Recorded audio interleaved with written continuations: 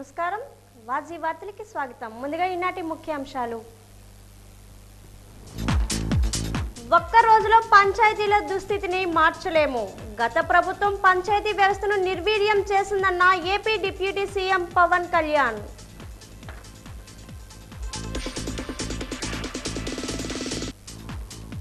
వాడివేడిగా సాగిన జిల్లా పరిషత్ సమావేశం. సమస్యలను మంత్రుల ముందుకు ఏకరువు పెట్టిన శాసనసభ్యులు.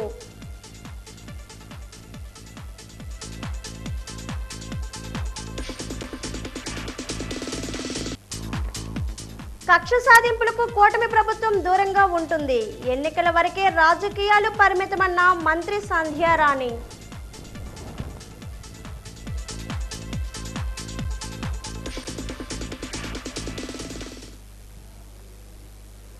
గత ప్రభుత్వం వ్యవస్థను నిర్వీర్యం చేసిందని, రాష్ట్రంలోని పంచాయతీల్లో ఎక్కడా డబ్బులు లేవని AP deputy CM Pawan Kalyan అన్నారు. తాడేపల్లిలోని పంచాయతీరాజ్ గ్రామీణ అభివృద్ధి శాఖ కమిషనర్ కార్యాలయానికి ఆయన వచ్చారు. తొలిసారిగా కార్యాలయానికి వచ్చిన డిప్యూటీ సీఎంకు అధికారులు ఘన స్వాగతం పలికారు. Solid and liquid resource management పై ఏర్పాటు చేసిన ఫోటో ఎగ్జిబిషన్ ను పవన్ తిలకించారు. ఈ సందర్భంగా పవన్ మాట్లాడుతూ, సాలిడ్ లిక్విడ్ రిసోర్స్ మేనేజ్మెంట్ ను ముందుకు తీసుకెళ్లాలి. జలం మనకు పూజనీయం, అది కాలుష్యం కాకుండా కాపాడుకోవాలి. ప్రస్తుతం ప్లాస్టిక్ వ్యర్థాలతో ఇబ్బందులు వస్తున్నాయి. ప్లాస్టిక్ కవర్లు తినడం వల్ల ఆవులు చనిపోవడం బాధగా ఉంది. చెత్తను రీసైక్లింగ్ చేసి పంచాయతీలు ఆదాయం పొందేలా చర్యలు చేపట్టాలి. SLRM ను తొలుత పిఠాపురం నుంచే ప్రారంభిస్తాం. వేస్ట్ మేనేజ్మెంట్ పరిశుభ్రతను ప్రజలు బాధ్యతగా తీసుకోవాలి. ఒక్కో పంచాయతీలో చెత్త సేకరించి సంపదను సృష్టించే ప్రయత్నం చేస్తాం. చెత్తతో ఏటా 2643 కోట్ల ఆదాయం తీసుకురావచ్చు. రాష్ట్రంలో 2.5 లక్షల మందికి ఉపాధి కల్పించేందుకు వీలవుతుంది. ఒక్క రోజులో పంచాయతీల దుస్థితిని మార్చలేం. మార్పు తెచ్చేందుకు కొంత సమయం పడుతుంది అని పవన్ వ్యాఖ్యానించారు.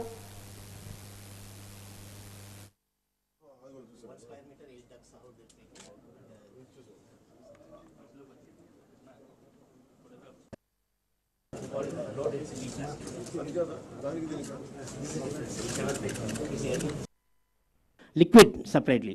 Resource, organic items coming collected from the green color bucket, inorganic items collected from the red color bucket is a big resource, non-stop resource.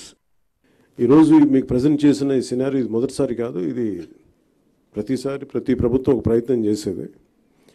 కాదు, ఇది ప్రత్యేకించి మేము ఎందుకు దీన్ని కొంచెం కమిటెడ్గా తీసుకెళ్ళాలి అని అనుకుంటున్నాం అంటే, మన దేశం నదులకి సాంప్రదాయాలకి చాలా విలువ ఇచ్చే దేశం ఇది. నీటి వనరులకి నీరు కనిపిస్తే దాన్ని గంగాజలం అనుకుంటాం. ఏ మూల చిన్న బావి కనిపించినా దాంట్లో మంత్రోక్తం చేసి దాన్ని గంగాజలం అనుకుంటాం. మనం బేసిక్గా పంచభూతాల మీద మనకు చాలా గౌరవం ఇచ్చే సమాజం ఇది. కానీ దురదృష్టవశాత్తు అది పూజా పునస్కారాలకే అది పరిమితం అయిపోయింది. కానీ దైనందిక జీవితంలో ఇది రావట్లేదు. ఉదాహరణకి ఇందాక మీరు చూసిన విజువల్ ఒకటి, యనమదురు డ్రైన్ చూస్తే, భీమవరం టౌన్లో చూస్తే అది ఒక 90 మీటర్లు ఉండే ఒక డ్రైన్. అది పంటకాలం. ఆ పంటకాలంలో దాదాపు ఇంక వేరే ఏమి లేక అందరూ దాన్ని ఒక డంపింగ్ యార్డ్గా వాడేశారు. అది కిలోమీటర్ లెక్కన ఉంటుంది. అందరూ అక్కడ వేసేయటం, అది ఏం చేస్తారు, మళ్ళీ వర్షాలు వచ్చేటప్పటికి అది మొత్తం వర్షాలు వస్తే కొట్టుకెళ్ళిపోయి మళ్ళీ సముద్రంలో కలిసిపోతూ ఉంది. అలాగే మనకి ప్లాస్టిక్ చెత్త ఎక్కడన్నా పడేస్తే కొన్ని ఇంకా ఇబ్బందిగా ఉంటుందని విజువల్స్ చూపించారు. లేటర్ మీరు శ్రీనివాసన్ గారి దగ్గర ఉంటాయి. ఈ ఆవులు కూడా ఈ ప్లాస్టిక్ కవర్లు తినేసి కడుపు నిండా దాదాపు 5 కేజీలు 25. జిల్లా పరిషత్ సమావేశంలో కొత్త శాసనసభ్యులు, మంత్రులు కొలువు తీరారు. కూటమి ప్రభుత్వం ఏర్పడిన తర్వాత జరిగిన తొలి సమావేశంలో మంత్రులు కొండపల్లి శ్రీనివాస్, గుమ్మడి సంధ్యారాణి, శాసనసభ్యులు పూస్పాటి అదితి గజపతిరాజు, లోకం నాగమాధవి, బోడెల విజయచంద్ర, తోయక జగదీశ్వరి, ఎంపీలు కలిశెట్టి అప్పలనాయుడు, తనుజారాణి తదితరులు తొలిసారిగా హాజరయ్యారు. ఈ సమావేశంలో అధికారులను, ప్రజాప్రతినిధులను పరిచయం చేసుకున్నారు. అనంతరం వారి దృష్టిలో ఉన్న సమస్యలపై అధికారులను ప్రశ్నించారు. అందరూ కలిసి పనిచేద్దామని ఈ సందర్భంగా పిలుపునిచ్చారు.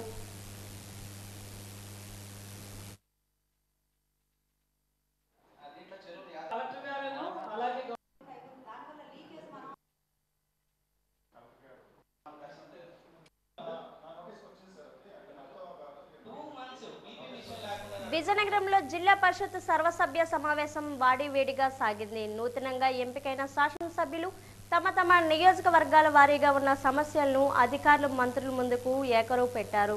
ప్రధానంగా వైద్యం, వ్యవసాయం, సాగునీరు వంటి వాటిపై అధికారులు ఆయా శాఖల ప్రగతిని అడిగి తెలుసుకున్నారు. ప్రధానంగా వైద్య రంగంలో సరైన సదుపాయాలు సామాన్యులకు అందడం లేదన్నారు. గోషా ఆసుపత్రిలో సేవలపై అధికారులను ప్రశ్నించారు. పట్టణాల నుంచి గ్రామాల వరకు ఫాగింగ్ జరగడం లేదని, దీనిపై నిర్లక్ష్యం వీడాలన్నారు. రైతులకు సకాలంలో వారు కోరుకున్న విత్తనాలు అందేలా చూడాలన్నారు.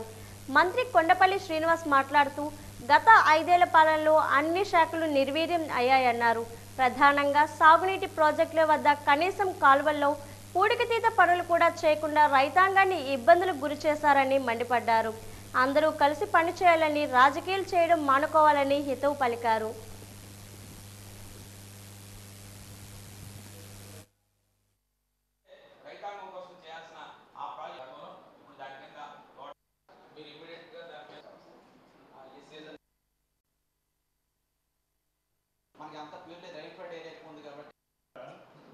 నివేదిక ఇచ్చారు, మీరు స్టడీ చేస్తారు. ఇప్పుడు ప్రణాళిక ఏంటి? ఇప్పుడు రైతుకి విత్తనాలు ఎలా ఇస్తున్నాం, ఎరువులు ఎలా ఇస్తున్నాం, ఏ పద్ధతి మీద ఇవ్వబోతున్నాం, సిస్టమ్ చెప్పండి. అని తప్ప నివేదిక సలహా మనం ఉపయోగం లేదు. ఆల్రెడీ గవర్నమెంట్ అందరూ కూడా ఇన్ఫర్మేషన్ ఉంది, ఈ స్టడీ చేస్తాం. ఇప్పుడు రానున్న రోజుల్లో గతంలో ఎలా ఇచ్చారు, ఇప్పుడు ఎలాగోపోతున్నాం, అది మీకు సిస్టమ్ చెప్పండి. రైతులు ముఖ్యం. మా ముఖ్యమంత్రి గారు చెప్పారు, రైతుని ఆదుకోవాల్సిన అవసరం వచ్చింది. గత 5 సంవత్సరాల్లో రైతు పరిస్థితి ఎలా ఉందో కూడా తెలియదు. ఇలాగే వదిలేస్తే భారతదేశంలో రైతు అనేవాడు ఒక ఇండిజినస్ స్పీసెస్ అయిపోతారు. అంతరించిపోతున్న వ్యవస్థలో రైతు వ్యవస్థ కూడా ఉందని బాధపడుతూ చెప్పారు. అందుకనే ముందుగా మేము చేయడం జరిగింది. డిపార్ట్మెంట్ ఎక్కడో కొంత సీతకన్ను వేస్తుంది. వరాహాల గడ్డలో ఎన్ని ఆక్రమణలు జరిగాయో మీ అందరికీ తెలిసిందే. ప్రత్యక్ష శ్రద్ధ పెట్టి ఒక ఎమ్మెల్యే వెళ్ళి పడగొట్టాల్సిన అవసరం వచ్చింది. మీకున్న పరిధిలో ఉన్న మీ స్థలాలు కూడా మీరు కాపాడుకోలేకపోవడం అనేది దానికి ఏం సూచించాలో నాకు అర్థం అవట్లేదు. ఖచ్చితంగా ఏవేవి మనకు అవసరమో అవన్నీ ఇవ్వాల్సిన బాధ్యత ఉంది. ఖచ్చితంగా ఇవ్వాలి. ఎందుకంటే చాలా పనిముట్లు 90%తో సబ్సిడీతో ఇస్తే రైతులకి చాలా ఓవర్ ఉంటుంది. కాబట్టి అది గత టైం ఇచ్చేవాళ్ళం, మరి మొన్న సాధించారనేది నాకు అంత ఐడియా లేదు. కాబట్టి దాని మీద దృష్టి పెట్టి ఐటీడీ ద్వారా మాత్రం ఆ పరికరాలు పంచే ఏర్పాటు చేయాలి. అవేర్నెస్ చేస్తాం. అంటే మనం విత్తనాలు, అంటే వరి విత్తనాలే కాదు, కందులు, మిగతా విత్తనాలు కూడా మనం ఇస్తామని సంగతి కూడా వాళ్ళకి తెలియాలి కదా. రాగి విత్తనాలు అన్ని కేంద్రాలు మీరు స్టాక్ మెయింటైన్ చేస్తున్నారో తెలియదు, కానీ అవకాశం ఉందనే సంగతి 10 మందికి తెలిసి చెప్తే వాళ్ళు వినియోగించుకుంటే వినియోగించుకుంటారు. తండ్రి గారు పుష్పాంగి అశోక్ గజపతిరాజు గారు చేశారు.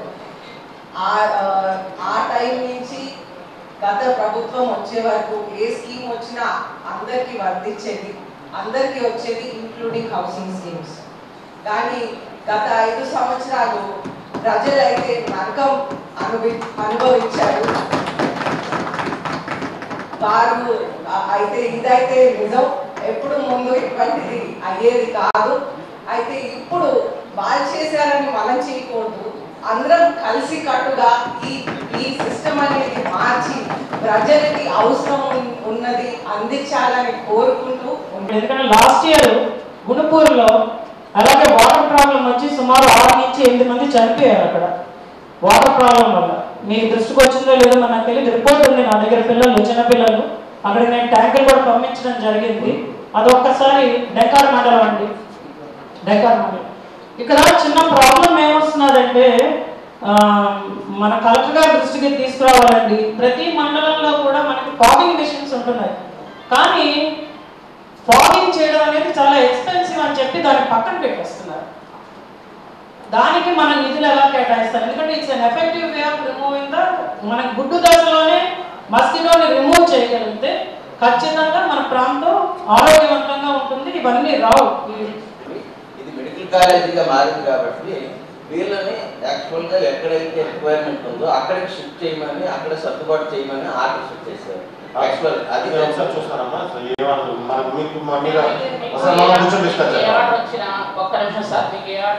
ఐదేళ్ళుగా ప్రభుత్వం ఎక్కడైనా ఉందా, ప్రభుత్వం అభివృద్ధి అయినా చేసిందా అంటే చెప్పాలంటే శూన్యమని చెప్పాలి. ఎందుకంటే ప్రతి అంశంలో కూడా చాలా లోటుపాట్లు, నిర్లక్ష్యత అనేది కనబరుస్తుంది. ముఖ్యంగా చెప్పాలంటే ఇరిగేషన్,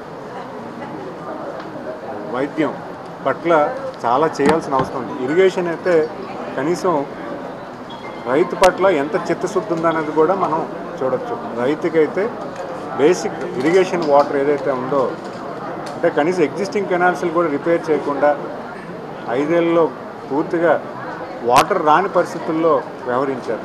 మరి అలాంటి పరిస్థితి రాకూడదని ప్రభుత్వం వచ్చిన ఏర్పాటైన వెంటనే మేము మా అధినేత శ్రీ నారా చంద్రబాబు నాయుడు, ముఖ్యమంత్రి వారు నారా చంద్రబాబు నాయుడు గారిని అడగడం జరిగింది. వెంటనే దానికి రిపేర్ వర్క్స్కి ఏదైతే ఉందో దానికి శాంక్షన్ చేసి రిపేర్ వర్క్స్కి ఎగ్జిక్యూట్ చేసే విధంగా చేయమని చెప్తే కొన్ని చేసుకున్నాం. అయితే వర్షాకాలం స్టార్ట్ అయిపోవడం వల్ల కొన్ని చేయడం అవ్వలేదు. కానీ రానున్న నెక్స్ట్ సీజన్కి దానికి చేయడానికి పూర్తి స్థాయి కసరత్తు చేయడానికి మేము చేస్తున్నాం. అదేవిధంగా ప్రతి ఇష్యూ కూడా మేము డీటెయిల్గా డిస్కషన్ చేయడం జరిగింది. మేము కూడా కోరేది ఏంటంటే ఈరోజు రాష్ట్రంలో నెలకొన్న గత ప్రభుత్వంలో ప్రజా ప్రతినిధులు మంత్రులు వేసిన విధంగా పిచ్చి వేషాలు వేయమని, కక్ష సాధింపు రాజకీయాల కంటే రాష్ట్ర అభివృద్ధికే ప్రాధాన్యత ఇస్తామని గిరిజన శాఖ మంత్రి గుమ్మడి సంధ్యారాణి స్పష్టం చేశారు.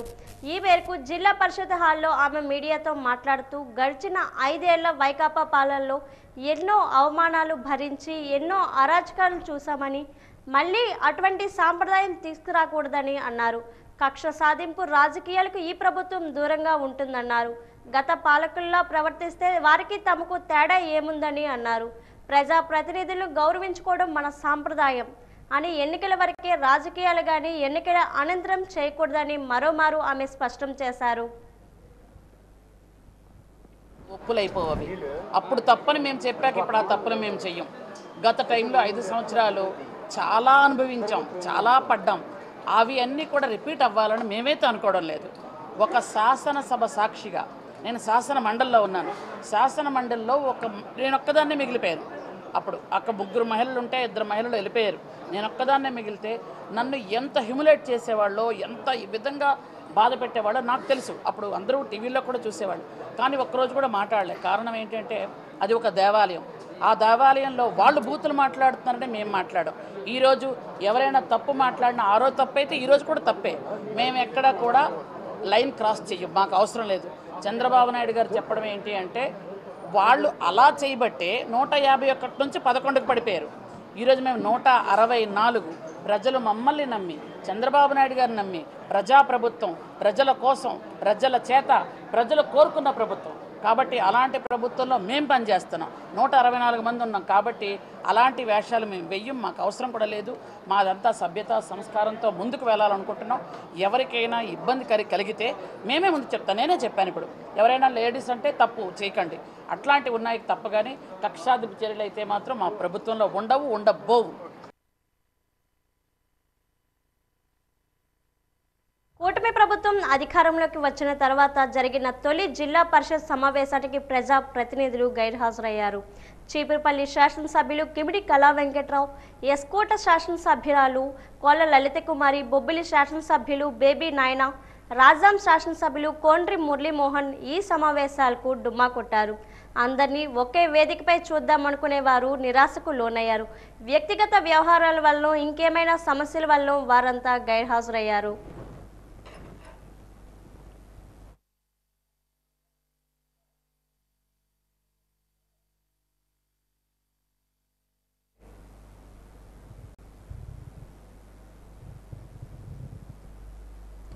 తలసీమియా, సికిల్ సెల్ ఎనీమియా వ్యాధిగ్రస్తులకు అవసరమయ్యే ఏ రక్త గ్రూప్ అయినా ఉచితంగా ఇవ్వడానికి ఇండియన్ రెడ్ క్రాస్ సొసైటీ సిద్ధంగా ఉందని సొసైటీ చైర్మన్ కేఆర్డిఏ ప్రసాదరావు తెలిపారు. ఇండియన్ రెడ్ క్రాస్ సొసైటీ రక్తనిధి కేంద్రంలో ఆయన మాట్లాడారు. జిల్లాలో 150 మందికి పైగా సికిల్ సెల్ ఎనీమియా, తలసీమియా వ్యాధిగ్రస్తులు ఉన్నారన్నారు. ఈ సదవకాశాన్ని వ్యాధిగ్రస్తులు వినియోగించుకోవాలని సూచించారు.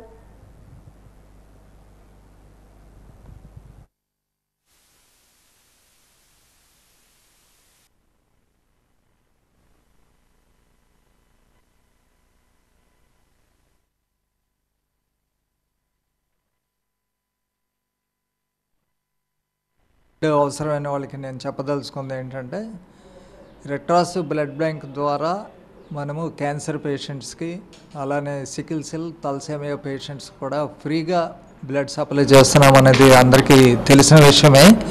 అయితే దీంట్లో ముఖ్యంగా ఏంటంటే మన స్టాటిస్టిక్స్ ప్రకారం 150 మంది కన్నా ఎక్కువే తలసేమియా సికిల్ సెల్ పేషెంట్లు ఉన్నట్టుగా మనకి లిస్టులు ఉన్నాయి. కానీ మా దగ్గరకు వచ్చిన వాళ్ళ సంఖ్య చూస్తే చాలా తక్కువ మంది వస్తున్నారు, తీసుకెళ్తున్నారు. మరి రెడ్ క్రాస్ సంస్థ నుండి ఫ్రీగా ఇస్తాం అనేటప్పుడు కూడా దీన్ని ఎందుకు వినియోగించుకోలేకపోతున్నారు అనేది కొంచెం ఆశ్చర్యంగా అనిపిస్తుంది నాకు. వాళ్ళందరికీ నేను చేసిన విజ్ఞప్తి ఏంటంటే అవసరమైన బ్లడ్ గ్రూప్ని తెలియజేస్తూ పేషెంట్ నేమ్తోనే ముందుగా మా దగ్గర రిజిస్ట్రేషన్ చేసుకున్నట్టయితే వాళ్ళకి ఎప్పుడు ఎన్నిసార్లు అవసరం వచ్చినా ఎంత బ్లడ్ అవసరం వచ్చినా సరే మేము ఫ్రీగా ఇవ్వడానికి రెడీగా ఉన్నామని మీకు తెలియజేస్తున్నాను. ముందుగా ఎందుకు చెప్తున్నానంటే వాళ్ళు రిజిస్ట్రేషన్ చేసి డేట్స్ కానీ మాకు ఇచ్చినట్టయితే అవైలబుల్గా లేకపోయినా మేము సెక్యూర్ చేసైనా తప్పనిసరిగా వాళ్ళకి బ్లడ్ అందించే బాధ్యతను మేము తీసుకుంటున్నాం అనేది మీరు గుర్తించాలని మీకు తెలియజేస్తున్నాను. మరొక విషయం ఏంటంటే బ్లడ్ ఫ్రీగా ఇవ్వడమే కాదు, రీప్లేస్మెంట్ కోసం మాకు డోనర్ని మీరు తీసుకురండి అనే నిర్బంధం కూడా ఎక్కడ ఉండదు. డోనర్ని కూడా తీసుకురావాల్సిన అవసరం లేదు. వాళ్ళకి ఎప్పుడు కావాలి, ఏ బ్లడ్ గ్రూప్ కావాలి అనేది ముందుగా మా దగ్గర రిజిస్ట్రేషన్ చేసుకోవాలి అనేది ఒక్కటే మేము పెట్టిన నిబంధన. దానివల్ల తప్పనిసరిగా వాళ్ళకి ఫ్రీగా సకాలంలోని మంచి బ్లడ్ని అందించగలము అనేది వాళ్ళకి తెలియజేస్తున్నాను ఈ సందర్భంగా.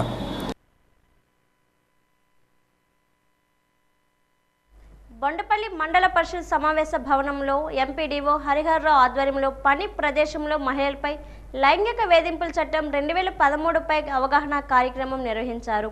పని ప్రదేశంలో మహిళలపై లైంగిక వేధింపులు జరగకుండా గ్రామ స్థాయిలో చర్యలు తీసుకోవాలని కమిటీ సభ్యులు తెలిపారు. గ్రామ స్థాయిలో పరిష్కారం కాని సమస్యలు మండల స్థాయిలో పరిష్కరించాలని కోరారు. మహిళలను లైంగిక వేధింపులకు గురి చేసిన వారికి కఠిన శిక్షలు తప్పవని హెచ్చరించారు.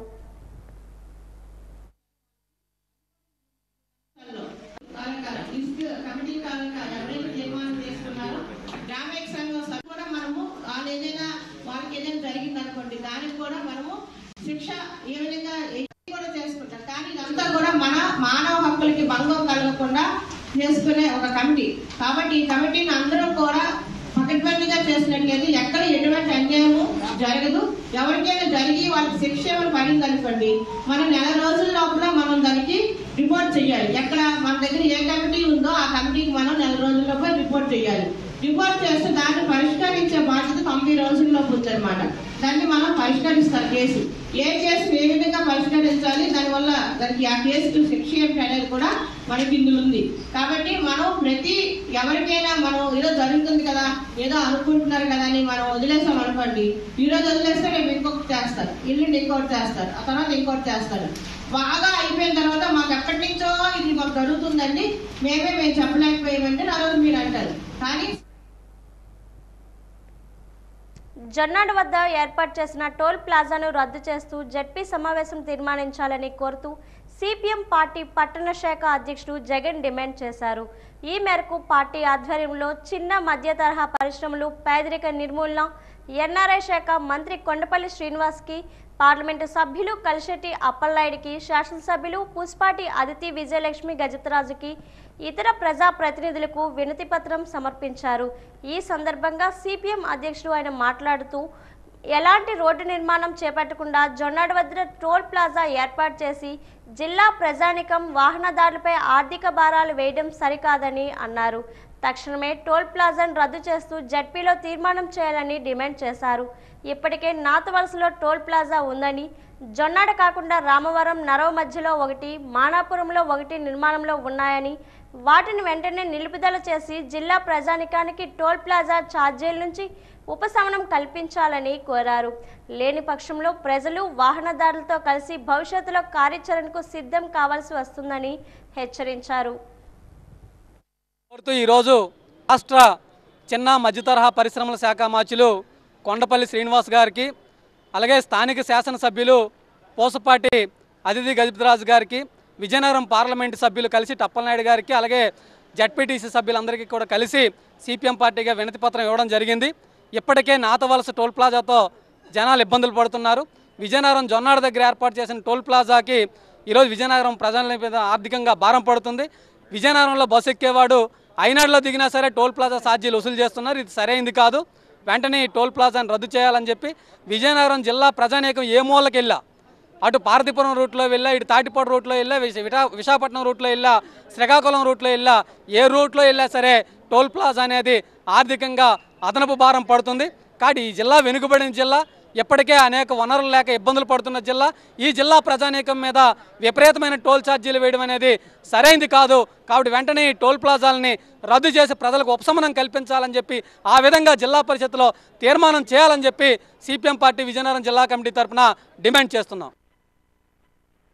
బ్రాహ్మణ సంక్షేమ సమాఖ్య ఆధ్వర్యంలో 2024 ప్రతిభా పురస్కారాలను ఈ నెల 14న జ్ఞాన సరస్వతి ఆలయంలో ప్రదానం చేస్తున్నామని సమాఖ్య గౌరవ అధ్యక్షులు డాక్టర్ శ్రీకాంత్ తెలిపారు. ఈ మేరకు స్థానిక గాయత్రి భవన్లో ఏర్పాటు చేసిన మీడియా సమావేశంలో కార్యక్రమానికి సంబంధించిన ఆహ్వాన పత్రాలను ఆవిష్కరించి మాట్లాడుతూ విద్యార్థులకు స్కూల్ బ్యాగులు, షూస్, పుస్తకాలు, స్కాలర్షిప్ ప్రతి ఏటా అందిస్తున్నామన్నారు. దీంతో పాటు విద్యార్థుల దత్తత కార్యక్రమం ద్వారా ప్రతి ఒక్కరూ ఒక విద్యార్థిని దత్తత తీసుకొని చదివించే విధంగా కార్యక్రమం చేపట్టామని వెల్లడించారు.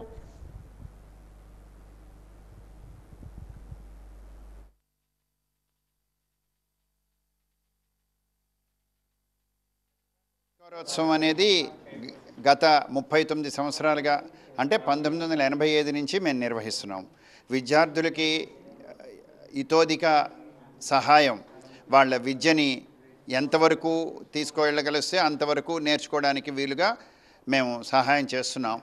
దీంట్లో అన్నిటికంటే ముఖ్యమైనది విద్యా దత్తత కార్యక్రమం.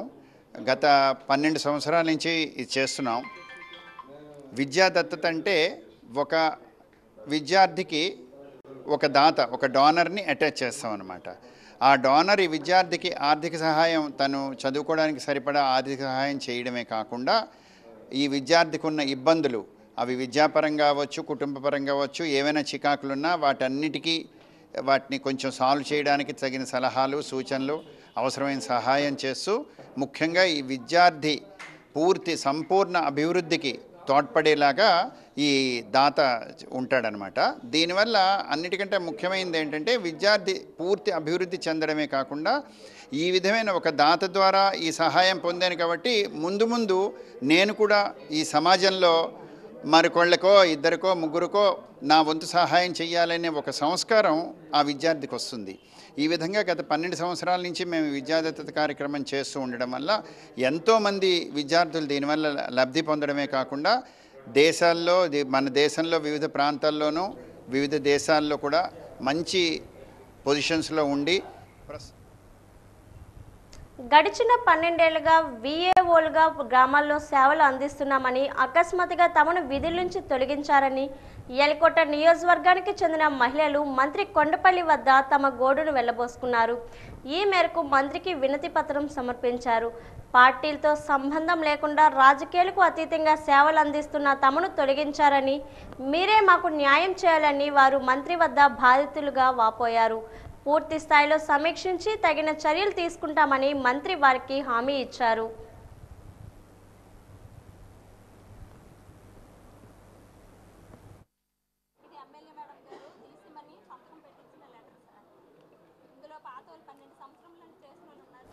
జొన్నాడ వద్ద నిర్మిస్తున్న టోల్ ప్లాజాను ఎత్తివేయాలని, ఈ మేరకు జిల్లా పరిషత్ సర్వసభ్య సమావేశంలో తీర్మానం చేయాలని జిల్లా పౌర వేదిక అధ్యక్షులు, లోక్ సత్తా రాష్ట్ర అధ్యక్షులు బీసెట్టి బాబ్జీ డిమాండ్ చేశారు. ఈ మేరకు జిల్లా పరిషత్ సమావేశ మందిరం వద్ద మంత్రులకు, ప్రజా ప్రతినిధులకు ఆయన వినతి పత్రాలు సమర్పించారు. అనంతరం ఆయన మాట్లాడుతూ టోల్ గేట్ ఏర్పాటు చేయడం వల్ల ప్రజలపై అదనపు భారం పడుతుందని ఆవేదన వ్యక్తం చేశారు. ఇప్పటికే ఆర్టీసీ రేట్లు పెంచారని, వీటితో పాటు నిత్యావసర సరుకులపైన కూడా ఈ భారం పడే అవకాశం ఉందని ఆయన అన్నారు. ఈ కార్యక్రమంలో పార్టీ నాయకులు, జిల్లా పౌరవేదిక సభ్యులు తదితరులు పాల్గొన్నారు. నగరం నుంచి విశాఖపట్నం వెళ్ళే రహదారి మధ్యలో అంటే స్టేట్ హైవేలో జొన్నాడ దగ్గర ఒక టోల్గేట్ని ఏర్పాటు చేశారు. ఈ టోల్గేటు నిబంధనలకి విరుద్ధంగా ఏర్పాటు చేసినటువంటి టోల్గేటు. దీనిపైన లోక్సత్తా పార్టీ నుంచి జిల్లా పౌర వేదిక నుంచి అనేక కార్యక్రమాలు నిర్వర్తించాం. గతంలో కూడా మన జిల్లా కలెక్టర్గా ఉన్నటువంటి సూర్యకుమారి గారికి కానీ, నాగలక్ష్మి గారికి కానీ, ఇప్పుడున్న కలెక్టర్ గారు డాక్టర్ బిఆర్ అంబేద్కర్ గారికి కానీ, అలాగే జిల్లాలో ఉన్నటువంటి శాసనసభ్యులు మంత్రులు అందరి దృష్టికి తీసుకొని వెళ్ళాం. ఈరోజు జిల్లా పరిషత్ సమావేశం జరుగుతుంది కాబట్టి జిల్లా పరిషత్ సమావేశంలో 2 మంత్రులు, అందరు ఎమ్మెల్యేలు, మొత్తం జడ్పీటీసీలు కలిపి ఒక తీర్మానం చేయమని చెప్పి ఒక రిప్రజెంటేషన్ మేము ఇవ్వడం జరిగింది. ఈ తీర్మానం కానీ ఈరోజు ఈ చర్చలో జరిగితే గ్యారంటీగా టోల్గేట్ ఆగిపోద్ది. ఇప్పటికే ఆర్టీసీ వాళ్ళు పర్ హెడ్ 10 రూపాయలు పెంచారు. ఇది చాలా అన్యాయం. దీన్ని వెంటనే తొలగించాలని చెప్పి లోక్సత్తా పార్టీ రాష్ట్ర అధ్యక్షుడిగా, పౌరవేదిక జిల్లా అధ్యక్షుడిగా కోరుకుంటున్నాను. గత ప్రభుత్వంలో మాదిరిగానే ఈ ప్రభుత్వంలో కూడా కొంతమంది జర్నలిస్టులు వివక్షకు గురవుతున్నారని జర్నలిస్టు సంఘ నాయకులు మంత్రుల దృష్టికి తీసుకువచ్చారు. ఈ రోజు జరిగిన జిల్లా పరిషత్ సర్వసభ్య సమావేశంలో ఈ మేరకు మంత్రులతో జర్నలిస్టులు మాట్లాడారు. సీఎం భోగాపురం కార్యక్రమానికి పరిమితి మేర కొంతమందిని ఐఎన్పిఆర్ శాఖ అధికారులను ఆహ్వానించి తీసుకువెళ్లడంపై అసహనం వ్యక్తం చేశారు. అనంతరం ఎంపీ దృష్టికి కూడా ఈ సమస్యను తీసుకువెళ్లారు. దీనిపై ఇరు జిల్లాల కలెక్టర్లతో సంప్రదించి సమస్యను పరిష్కరిస్తామని వారు హామీ ఇచ్చారు.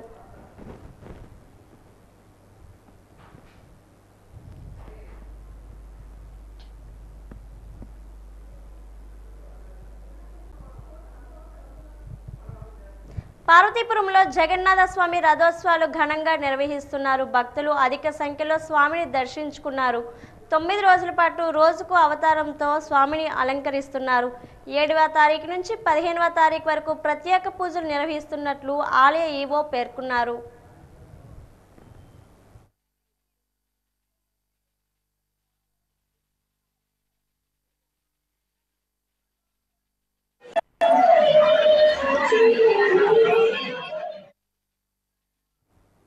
జిల్లా పరిషత్ సమావేశ మందిరంలో ఈరోజు ఆసక్తికర సంఘటన చోటు చేసుకుంది. ఓ జడ్పీటీసీ సభ్యురాలు మంత్రి కొండపల్లి శ్రీనివాస్ మధ్య ఆసక్తికర చర్చ జరిగింది. 2-3 సమావేశాలుగా మిమ్మల్ని గమనిస్తున్నానని, మీ పాలన మీ తాతగారిని గుర్తు చేస్తుందని మంత్రిని ఉద్దేశించి ఆమె అన్నారు.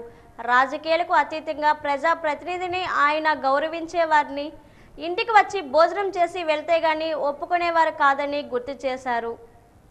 ఇంతమంది ప్రతిపక్ష పార్టీ నాయకులకు ఎందుకు పనిచేస్తారు అంటూ వెనక్కి లాగినా ఆయన ఒప్పుకునేవారు కాదన్నారు. ఆయనలాగానే మీరు కూడా పాలన సాగిస్తున్నారన్న నమ్మకం మాకు కలిగిందని వ్యాఖ్యానించారు. మంత్రి స్పందిస్తూ ఖచ్చితంగా ఈ ఒక్క జిల్లాలోనే కాకుండా రాష్ట్ర వ్యాప్తంగా రాజకీయాలకు అతీతంగా పాలన అందించాలని ముఖ్యమంత్రి అందరినీ సూచించారన్నారు. రాజకీయం కోసం పని చేయకూడదని, ప్రజల కోసం పని చేయాలని చెప్పారని, అదేవిధంగా తాతగారి బాటలో మీ అందరి సహకారంతో పని చేస్తామని మాట ఇస్తున్నామన్నారు.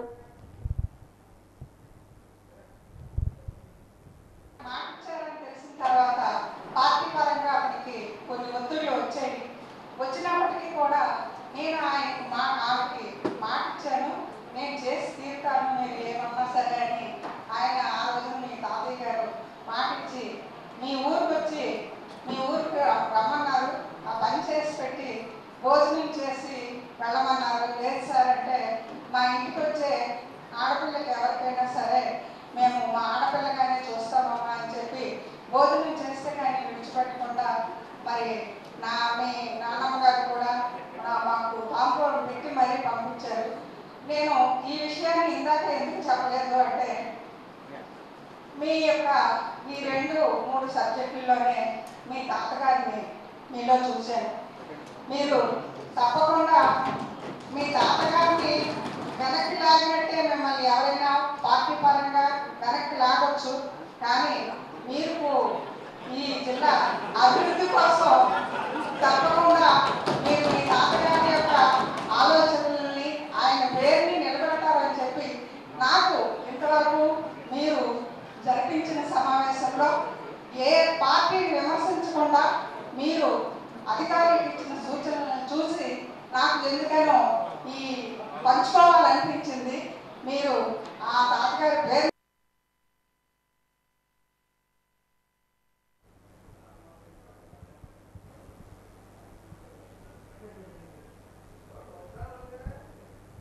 నగరపాలక సంస్థకు చెందిన ప్రజారోగ్య సిబ్బంది ప్లాస్టిక్ వ్యర్థాలు వినియోగించిన టైల్తో వివిధ రకాల ఆకృతులను తయారు చేశారు.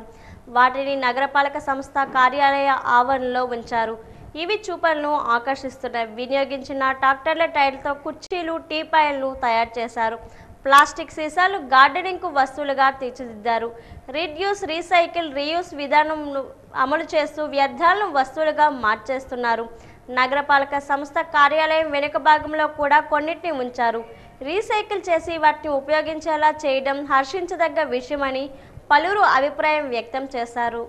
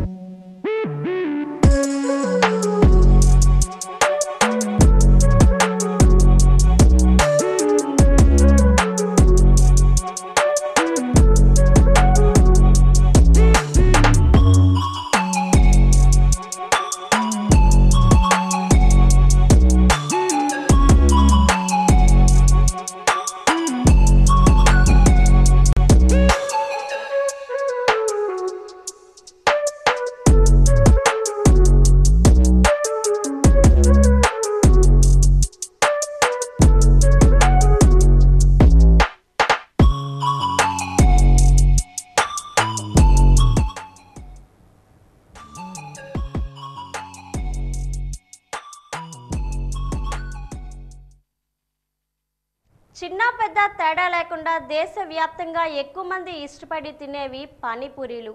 2015 నుండి ప్రతి ఏటా జూలై 12వ తేదీన పానీపూరి దినోత్సవంగా జరుపుకుంటారు. ఈ నేపథ్యంలో పానీపూరిపై వాజీ ప్రత్యేక కథనం. పురాణాల ప్రకారం పానీపూరిని తొలిసారి ద్రౌపది తయారు చేసింది. వివాహమై అత్తగారింటికి వచ్చిన ద్రౌపదికి ఆమె అత్త కుంతీదేవి ఒక బాధ్యత అప్పచెప్పారు. ఒక బంగాళాదుంప, ఒక చపాతీ తయారు చేసేందుకు సరిపడే గోధుమ పిండి ఇచ్చి తన 5 కుమారుల ఆకలి తీర్చమని చెప్పారట. అప్పుడు ద్రౌపది తన దగ్గర ఉన్న వంటకాన్ని చిన్న చిన్న పూరీలు తయారు చేసి భర్త ఆకలి తీర్చింది. తొలిసారి పానీపూరి తయారు చేసి కుంతీదేవి మెప్పు పొందారు. మరికొన్ని కథనాల ప్రకారం చారిత్రాత్మక మగధ రాజ్యంలో గంగానది ఒడ్డున పుల్కి అనే పేరుతో పానీపూరి ప్రస్థానం ప్రారంభమైంది. పానీపూరి ఉత్తరప్రదేశ్ ప్రాంతం నుంచి ఉద్భవించినట్లు తెలుస్తోంది. లిఖితపూర్వక ఆధారాలు బట్టి ఇది బెనారస్ ప్రాంతం నుంచి కూడా వచ్చినట్టు చెబుతున్నారు.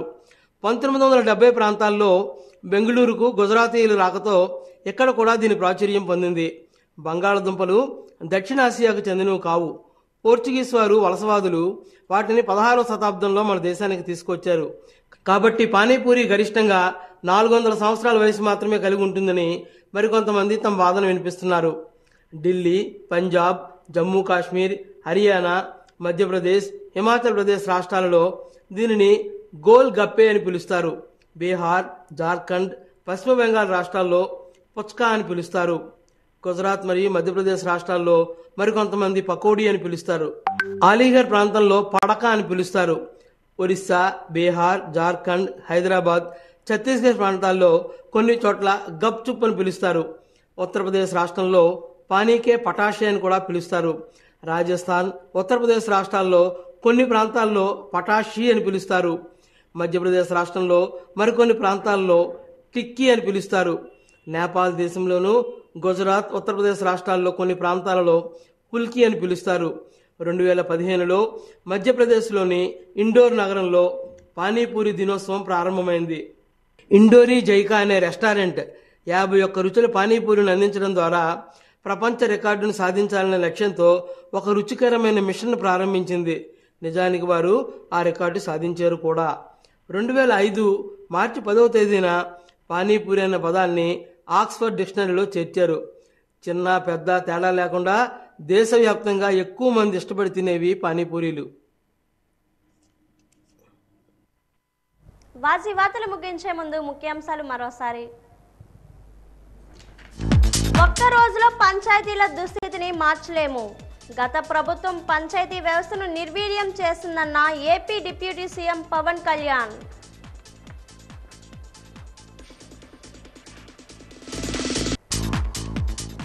వాడివేడిగా సాగిన జిల్లా పరిషత్ సమావేశం. సమస్యలు మంత్రుల ముందు ఏకరువు పెట్టిన శాసనసభ్యులు.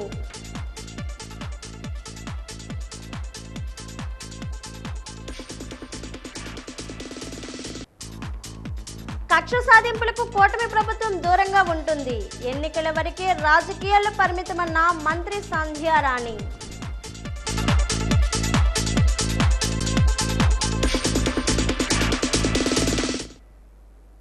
వాజీవాతులు ఇంతతో సమాప్తం. నమస్కారం.